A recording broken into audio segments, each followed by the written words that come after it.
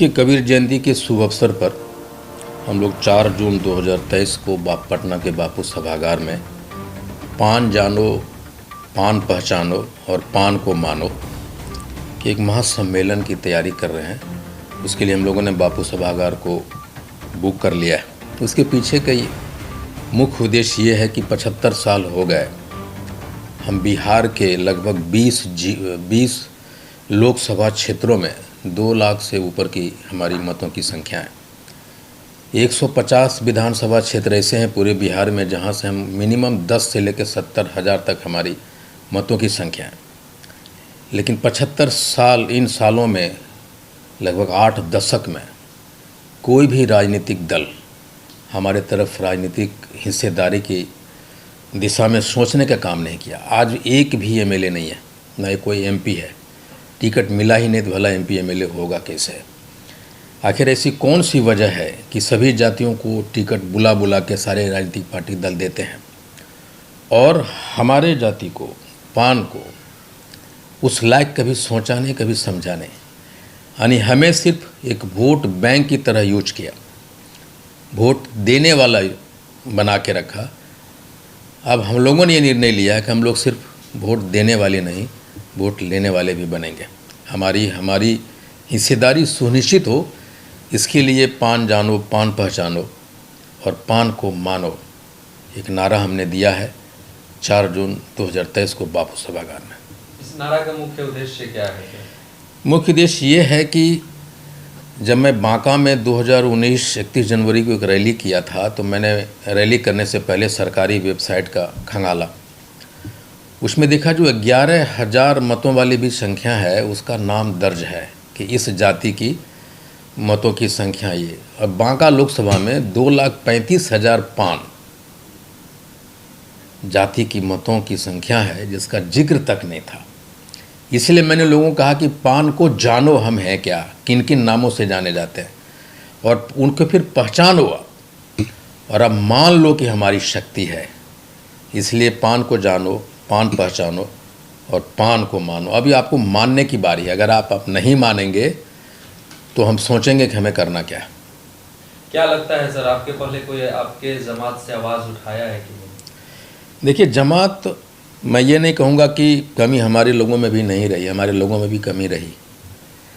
कि आप जिस तरह से उनकी जो मानसिकता थी ना, हमारे जो लोग थे वो सिर्फ मांगने का स्थिति में थे। मांगने से कुछ मिलता नहीं है। आपको आंदोलन करना पड़ेगा, आपको विरोध करना पड़ेगा, आपको अपनी जगह बनाने के लिए छीनना पड़ेगा।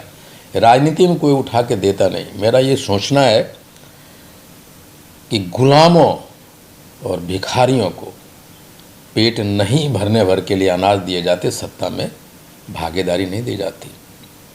इसलिए वक्त आ गया आंख में आंख डालकर अपनी बात कहने की, सुनाने की। तो पटना में इस बार आप लोग अपने जमात के तरफ से शंखनाद करेंगे? बिल्कुल करेंगे। और मैं इस सम्मेलन के लिए माननीय मुख्यमंत्री आदरणीय नीतीश कुमार जी, माननीय उप मुख्यमंत्री आदरणीय तेजस्वी यादव जी और कांग्रेस के प्रदेश अध्यक्ष हमारे नेता डॉक्टर अखिलेश प्रसाद सिंह, बिहार के कांग्रेस प्रभारी भगचरण दास जी को भी आमंत्रित इसमें हम लोगों ने किया। और उनके सामने हम देखेंगे कि देख लीजिए हम आपके हैं, लेकिन हम आपके हैं कि नहीं हैं। आप हमारे हैं, लेकिन हम आपके कहाँ तक हैं ये निश्चित कीजिए। सर, आप इंजीनियर रहे हैं, फिर पॉलिटिकल की तरफ रुख कर रहे हैं, कितना आगे तक जाएंगे, क्या सोच है सर? तो क्या इंजीनियर, नीतीश कुमार जी भी इंजीनियर हैं, शरद यादव जी भी इंजीनियर थे, बहुत सारे ऐसे लोग के इंजीनियर होना, पॉलिटिक्स में जाने से कोई ऐसा क्वालिफिकेशन है जो मना करता हो? हम तो ये कहते हैं कि मेरा ये मानना है कि अच्छे लोग अगर राजनीति में नहीं आएंगे तो वो लोग राजनीति में आएंगे जो अच्छे नहीं हैं, वो हमें शासन करेंगे। तो अच्छे लोगों को राजनीति में आना चाहिए। लोग हमेशा इसको गलत नज़रिए से देखता है कि राजनीति बहुत गंदी चीज़ है। नहीं, जब धर्म अपने चरमोत्कर्ष पे पहुंचता है तो वहाँ से राजनीति शुरू होती है। राजनीति, बिना राजनीति का दुनिया चल नहीं सकती। राजनीति एक पवित्र जगह है। हाँ, इसको राजनीति करने वाले इसको गंदा करते हैं, लेकिन politics is not a bad thing at all. Sir माटी मैन खाटी मैन, क्या इसका प्रयोजन है? देखिए, माटी मैन खाटी मैन का ये है कि मैं एक राजमिस्त्री का बेटा हूँ, ज़मीन का बेटा हूँ, देहात से आया हूँ, और मुझ में वही बातें हैं। जो माटी से जुड़ा रहेगा वही अच्छा पॉलिटिक्स कर सकता है। तो जो भी आदमी, हम जमुई से हैं, मैं वहाँ का बेटा हूँ, जितना अच्छा मैं जमुई को समझ सकता हूँ, अगर मैं वहाँ से कुछ करता हूँ तो दुनिया बाहर के लोग जाके उसको समझ नहीं पाएंगे। 25 बरस 50 बरस आप अपने गांव में रहते हैं, और मैं दावे के साथ कह सकता हूँ कि आप अपने गांव के बारे में बहुत कुछ नहीं जानते। तो मैं वहाँ जाके मुखिया बन जाऊँ, क्या आपके गांव के साथ जस्टिस कर पाऊँगा? नहीं कर पाएंगे। खाटी मैन का मतलब ये है कि जैसा हूँ ज़िंदगी भर वैसा ही रहूँगा।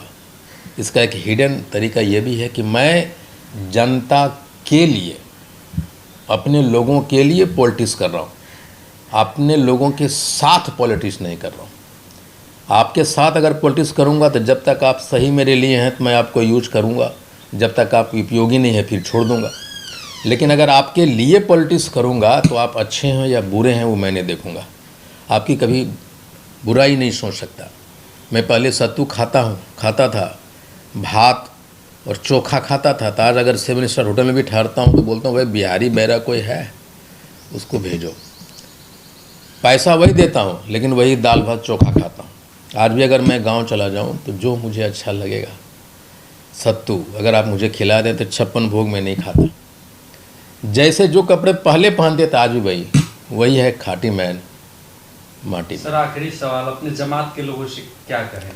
मैं अपने जमात के लोगों से कहूँगा कि आप जंगल के उस शेर को देखिए जो अपने से 10 गुने ताकतवर जानवर पे आक्रमण करता है और उसे अपना शिकार बना लेता है। अंतर समझने की ज़रूरत है।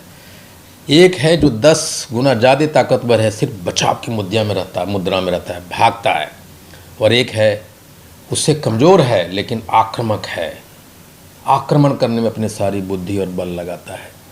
वक्त आ गया शेर बनने की, वक्त आ गया आक्रामक मोड में आने की। 4 जून को आइए बापू सभागार।